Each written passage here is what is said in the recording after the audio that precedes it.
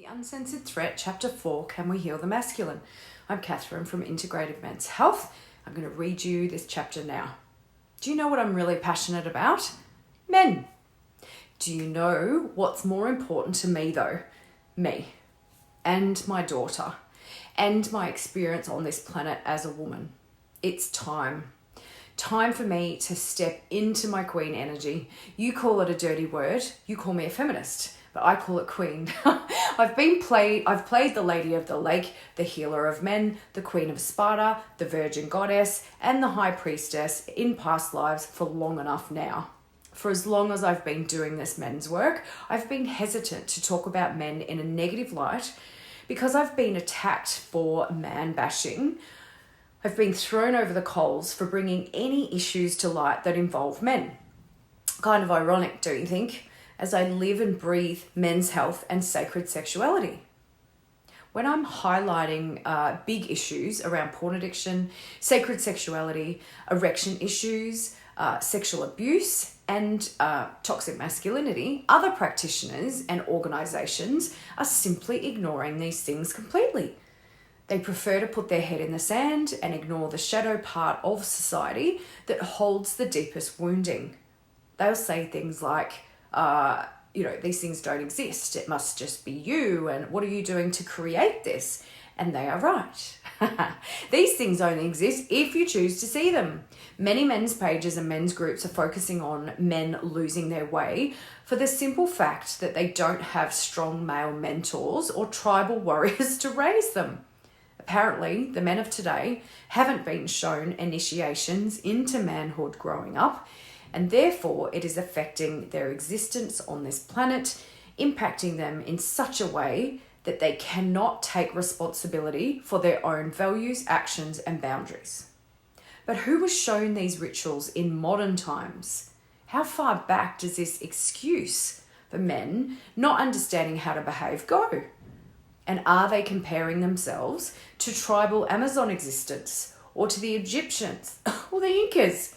Where are they getting this notion that men have lost their way because of this? Because we don't dance around campfires with war paint on anymore? But what I'm really curious to know is, who do they think are raising the women?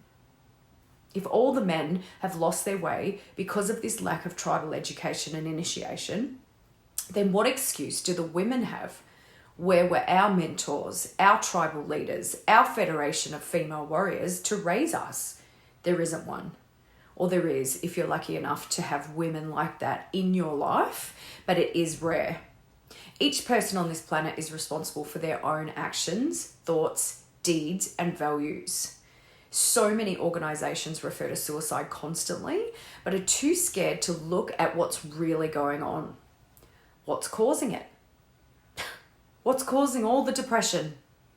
What's causing all the anxiety? Is it simply modern day stresses and technology and pressure? Sure, we can use that excuse for a lot of mental health issues, but is it accurate? And why are over 80% of suicides male? I bring up porn addiction and brain damage and they all turn their heads. Aha, interesting. The conglomeration of medical, pharmacy, mental health, and men's groups are looking for excuses and taking men into victimhood. Just listen to that again.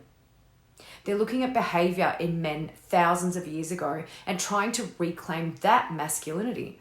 But does that type of masculinity work in today's times, with women fighting to be heard and equal at every turn? The answer is no.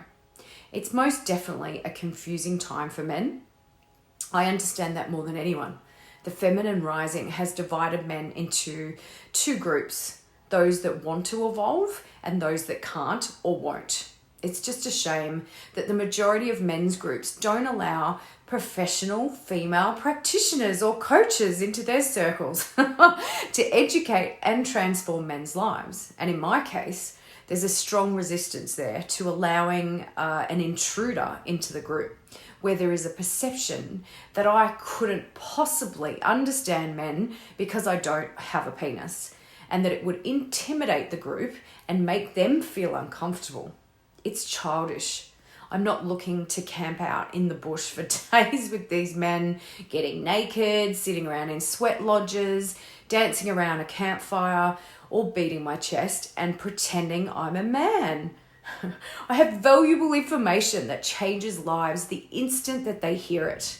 And I can be interviewed, I can be recorded, I can jump into Facebook Lives and groups and get down and dirty with these men in their most vulnerable, wounded versions of themselves. I have a different perspective to offer. I'm not a man who had a porn addiction once upon a time, like so many in my field. As honourable as that is, that journey of turning pain into a calling, we've been there, I offer a much higher vibration, a space of high expectations and sacred sexuality. There is no enabling with me. No cold showers, no going for walks to try and make the pain go away. I hand you the shit sandwich you've been eating your whole life on a platter and I ask you if you want to eat it. Because only then will you find it in yourself to do the work. I don't take excuses because I hold a higher vibration and love for you than you've ever been holding for yourself since you were born into this world. I offer real solutions and light. The immaturity also comes from these male leaders having a porn addiction themselves and not realizing it or not wanting to face it. The number of leaders in this field that I've spoken to who get triggered by my work is astounding, including the men that have gone through this and come out the other side. The reason I keep mentioning male leaders is because that's the level at which we need to do the work. There's no point me working with all the men on the planet if the leaders, the coaches, and the practitioners are watching porn. I stand by my truth in saying that men cannot be fully present or connected in sex if they watch porn, and this is the bit that tends to offend these leaders. They say things like, plenty of my guys would be so offended by that. You can't say that. They are givers and pleasers, and what you're saying is dishonoring them and their relationships. They also say, I don't agree with what you're saying. Men can be good lovers, even if they watch porn. Of course they can be loving. Of course their intentions can be good. But can they show up energetically, fully present in their body and mind, bypassing all the pornographic imagery in their brain, intertwined in passion and embrace, dropping into their bodies and connecting to the feeling of it all? Then leaving their bodies in telepathic connection of kundalini, soul level, energy transference? Absolutely and unequivocally, no. No, they can't. I'm not here to shame men. I'm here to tell it how it is and provide a safe space to transform all of this misogyny and patriarchal nonsense. And how will the men in these groups ever evolve if their leaders are toxic and afraid to look at their own stuff? And in that exact moment of denial and resistance to me and this work, they are doing themselves and their male following a huge disservice. Social media is the reality of who people really are.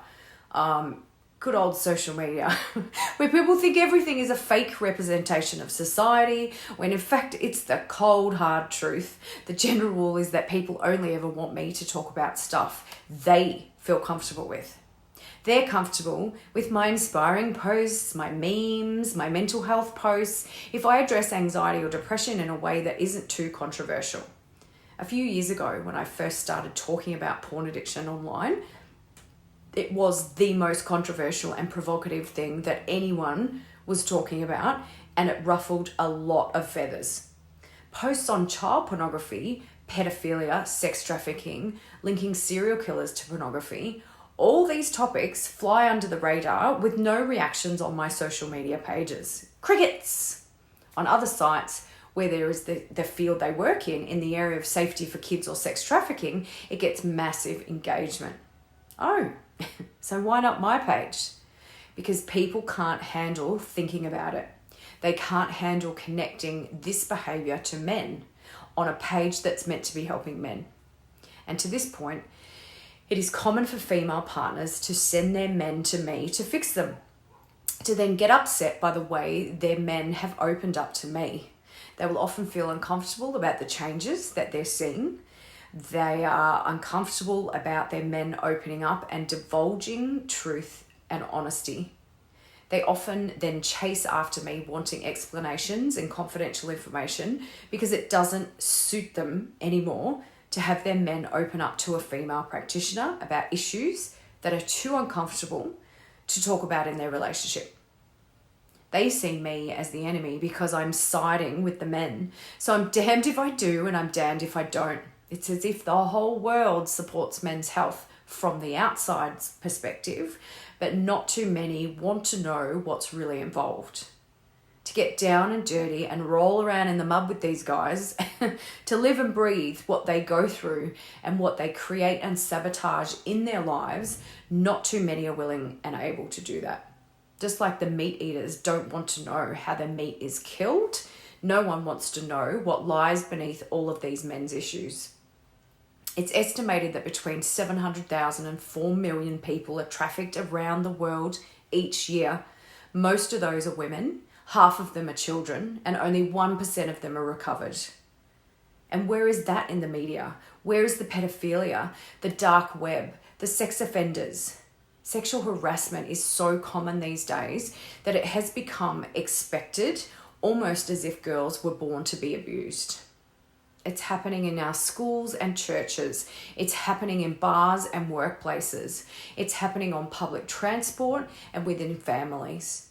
And it's happening to most women at some stage in their life. And it's not 1 in 5 men that have been sexually abused at some stage in their life. It's so much more common than that. And all at the hands of other men generally. And in this book, you're going to hear all about my experiences, as vulnerable and scared as I feel sharing this information with the world. It is time. Whilst porn addiction used to be the most controversial topic, lately toxic masculinity is the big one that divides people.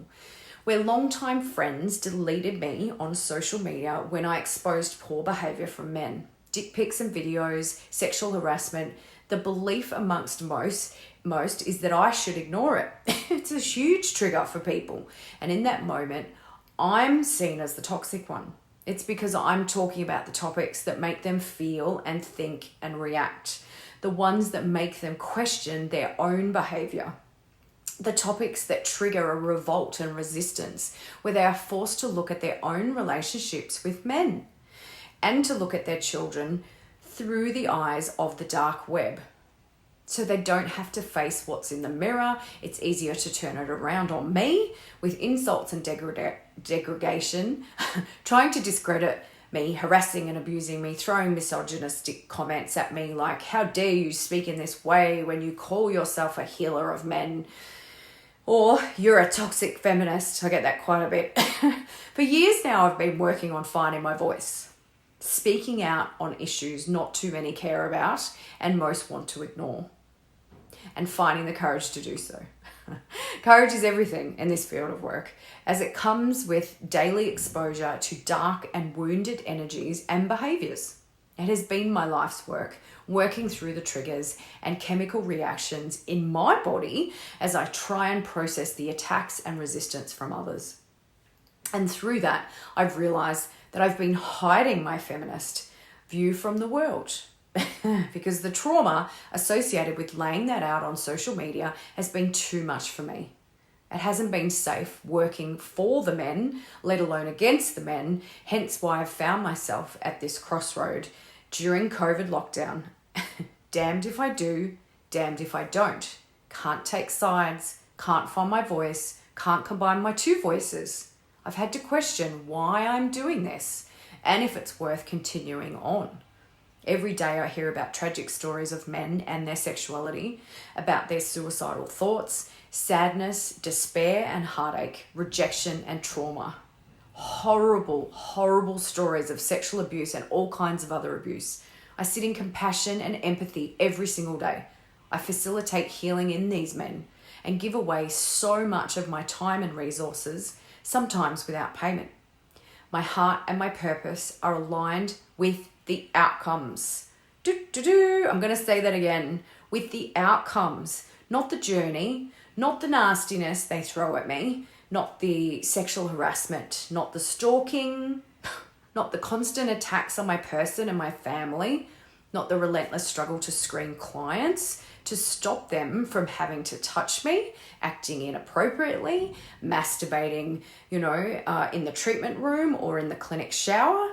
Not the ones that watch child porn, not the ones blaming women for their erection issues and saying that they sleep with ugly women who don't turn them on. Not the complaining that women don't provide them with a plethora of sexual fantasies and fetishes where the women are dishonored, hurt, or made to feel uncomfortable in their vulnerability.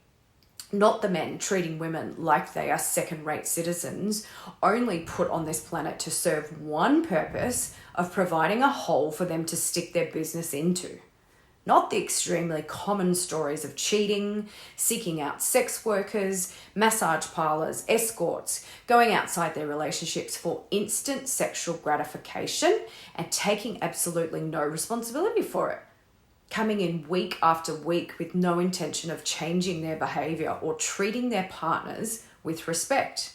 Bragging about their conquests and going into detail each week, getting off on making me feel uncomfortable and crossing boundaries with the amount of detail that they unveil, caught up in their own delusion and toxicity.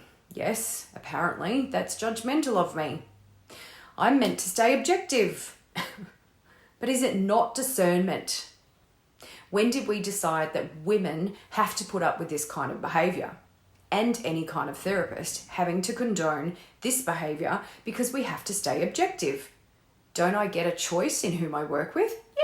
Yes, I do. I'm not a generalized therapist that will sit there and ask you, and how does that feel, for 5 years, taking your money time and time again for you to sit in a chair and simply tell your story over and over, resulting in me enabling your behavior and moving on to the next client.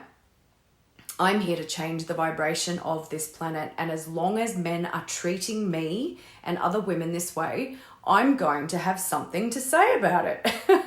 I'm sick of being told I'm man-bashing, that I'm angry and attacking, simply because I'm bringing these issues to light.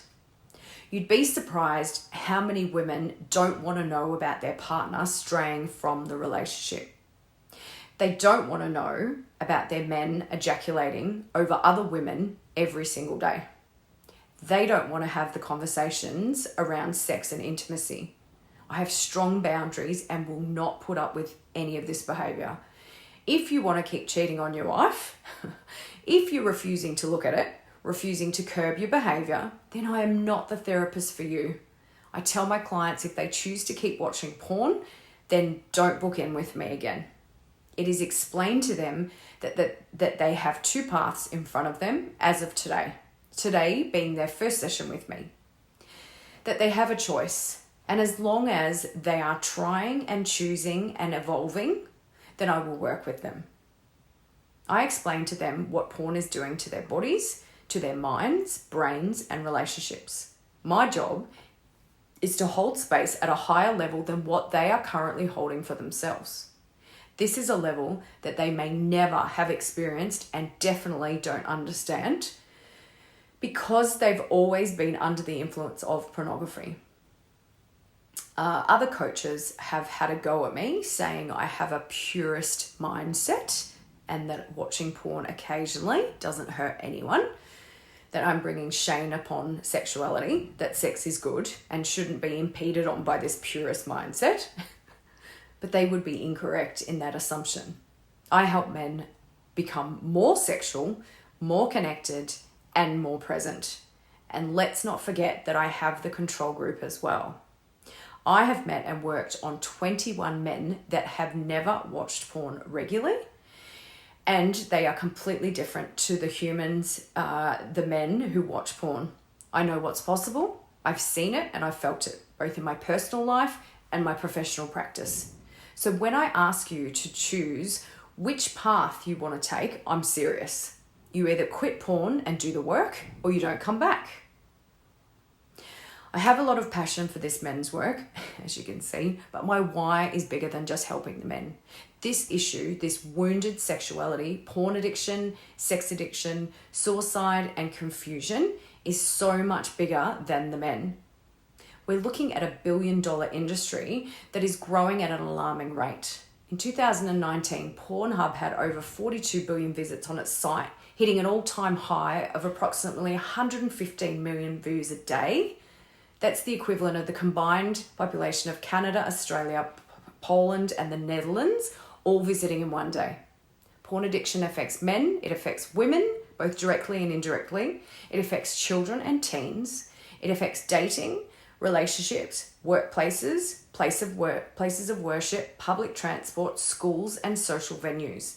It involves sex trafficking, pedophilia, sexual assault, domestic violence, illegal sexting, dick pics, sexual harassment, abuse, degrading women, blaming women for cheating and watching porn, humiliating women and partners. Seriously? Can you see why no one wants me to talk about this stuff? And then there's all the positive people, the spiritual gurus and coaches who love to coach you even when you don't ask for it. They love to tell me to stop focusing on the negative stuff and move on. Block and delete. Be grateful for the positives and focus on those. You're the one creating this and attracting this because of your stuff. Unfortunately, they are the hidden labelers ignoring these issues so that they can move on to their next Facebook post. We all know about the law of attraction, and I get it. I teach it. But if you look closer, you'll see I'm teaching and exposing all of these issues as part of the field of porn addiction. Toxic masculinity is part of porn addiction. The enablers love to label those men in a category of their own, far, far away from where they are, as they don't like to disassociate with any of their behaviors, aligning it all with these oversexed porn crazed men. I do not support men behaving badly. I don't enable it. I don't cower to it. I don't stand for it in any area of my life. Every time you defend this behavior, you enable these men. You enable these behaviors. You think you're defending your gender, but this isn't about gender. It's about people not treating each other with love and respect. I had an interview with a male professional in my field, and on camera, he tried to get me to comment on his theory that my looks and being a woman would be a trigger for men trying to overcome porn addiction. And how do you handle that, he said. How do I handle it when men are turned on by my looks, when I'm the type of woman that they masturbate over with clothes on or off? That's my looks. My looks would be a hindrance to clients, causing them to relapse. Well, I ignored his question, and it was inappropriate and unprofessional for him to ask, and he should have known better. I don't buy into the business of putting up with shit online, just in case you haven't worked it out. Just because we know that social media is an unhealthy playground for trolls, keyboard warriors, and mentally unstable people. When you buy into that belief system, you then ignore and enable all the people who actually say hostile and nasty things, including you. These are the people you work with, your friends, your family. These are the people that say nasty things and send weird requests. These are the keyboard warriors. I've had people invite me into their Facebook groups and pages to speak or to guest host, and yet they've let the abuse and misogynistic comments fly with great delight, celebrating the rates of engagement. They believe in freedom of speech and that it's all part of being a public figure. They choose not to moderate their page, nor protect my experience, my message, and my credibility. Almost like sending me to the lions, the gladiator fending for herself as the crowds cheer on. It's a sickness in people, the likes and shares and comments and triggers. Social media breeds sickness. When did we buy into that belief system? How much damage is that belief system causing? Bullying, suicide, mental health issues, ridiculous stress levels, feeling alienated, rejection. Social media is a breeding ground for germs, and people are choosing to enable and accommodate those germs. I've been accused of moderating my page to the highest degree, deleting anyone that doesn't agree with me, only keeping around people that have the same views as me, having a biased approach to my page. And they would be correct. It is my page. And I decide who gets to stay and who has to leave. I do not condone any rude or abusive comments on any of my pages, either at me or anyone on my page. If you think I'm ever going to let creepy, abusive, gross, misogynistic men stay on my page and pollute my feed with their toxic crap, then you are sadly mistaken. But how dare I have that view on some men? It's called boundaries. Just like I also don't put up with any females attacking me or trying to pull me down for my looks or views. If your go-to reaction is attack without any knowledge, experience, research, exposure, or understanding of this issue, then you have no place on my team. I have a very high moral standpoint in all areas of my life, and social media is no different. I will not put up with germs. My question to all of you is, why are you doing that? I am a feminist. I am a queen. And so should all people be feminists. Women's rights should be a no-brainer. Yet we find men defending their porn, their cheating, defending their inappropriate behavior daily, and attacking anyone standing in their way. I give all of myself, my time, my money to help men, but I'll be damned if I have to privately take on the burdens that come with doing this work. This is a collective issue. You all need to know that. In fact, it is the feminine energy, the queen energy, the women standing up for her rights that will heal this issue. Only a small percentage of men are stepping forward to heal this, who acknowledge an imbalance within themselves and within other men. They've done the research. They understand the damage firsthand. This is a no-brainer for them. But if women continue to enable this addiction and the consequential behaviors in society because of it, then the healing will be slow and stagnant. It is the women who stand in their power, the ones who have boundaries, who value themselves highly, that will hold space for men to heal sexually. In Tantra, it is the feminine energy that heals. It is the sexual energy. It's Shakti, Mother Earth energy, and she's powerful. She's connected and loving. She's whole and inspiring, and she will pull you out of this addiction. More on this later. So let's get rid of the old energy around this, and let's shift the focus off me and onto the issues at hand. We want to now encompass all the underlying issues of sexual wounding and how women are being treated on this planet.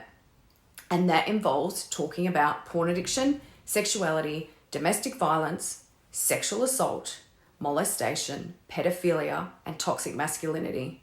Let's dive into this further. Are you ready to get seriously personal?